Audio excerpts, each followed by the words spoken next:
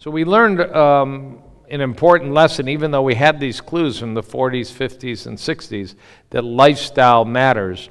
But in 1993 and again in 2000, a group of researchers asked the question, although the United States government lists heart disease as the number one cause of death in America, that's just kind of a cubbyhole to put people in. What really causes heart disease? And as you can see on the left, your right, is that if you go to actual kind of lifestyle changes, three things account for almost all cases of death in the United States, and certainly death from heart disease. Smoking, poor diet, usually defined as a low or absent amount of fruits, vegetables, and whole grains, and a sedentary, physically inactive lifestyle. That these are all remediable and modifiable, and programs can be developed, and education can be made to get people to work on those three activities and potentially have a huge impact on the rates of death from both heart disease, cancer, diabetes, and all. So fundamental work about how important lifestyle is.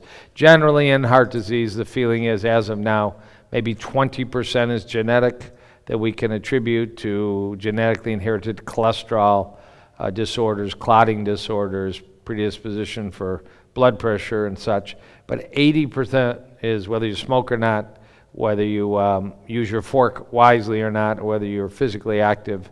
We now include standing and fidgeting amongst physical activity, because there's amazing data that British women that fidget while they sit, and I encourage as many people watching to fidget right now.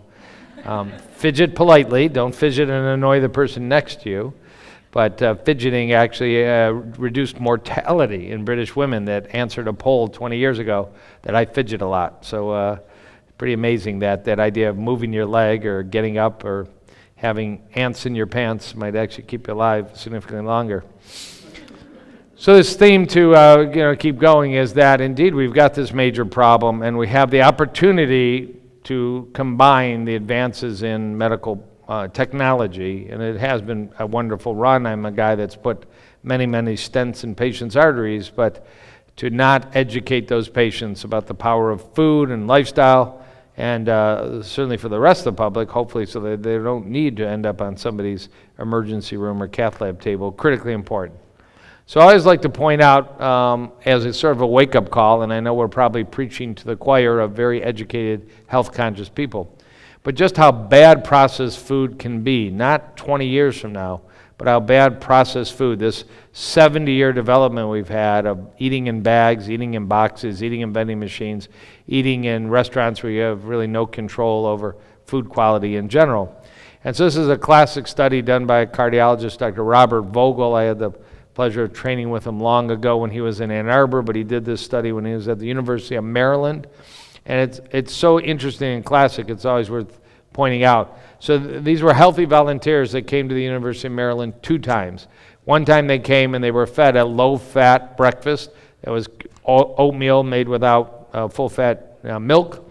And they were watched for 7 hours. And the measurement, which is what it says in small letters, endothelial function, that amazing 8 tennis court wallpaper that's inside your arteries, which basically is, are your arteries acting normally and healthy or not? That when you eat a low-fat meal for breakfast in healthy volunteers and you measure every hour for 7 hours how your artery function is, there's no deterioration or impact of a low-fat meal. Now you may ask, why low-fat?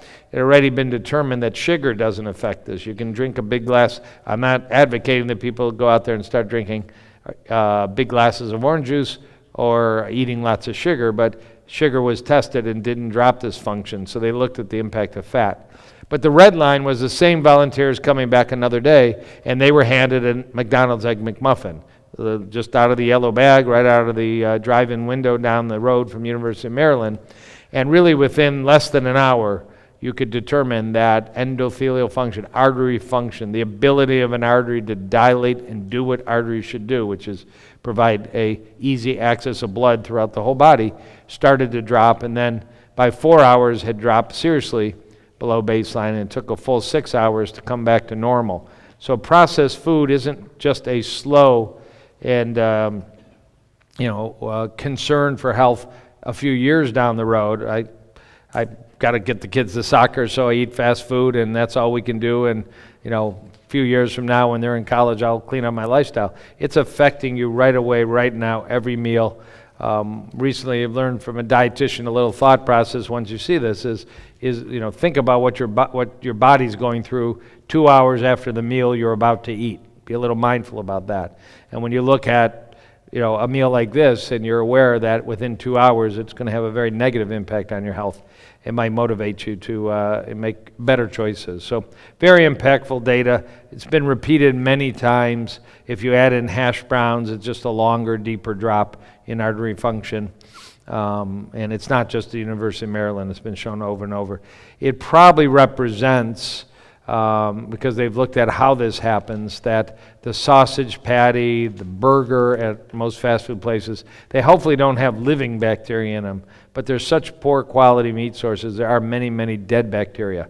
And the walls of dead bacteria have a chemical or molecule called lipopolysaccharide or endotoxin.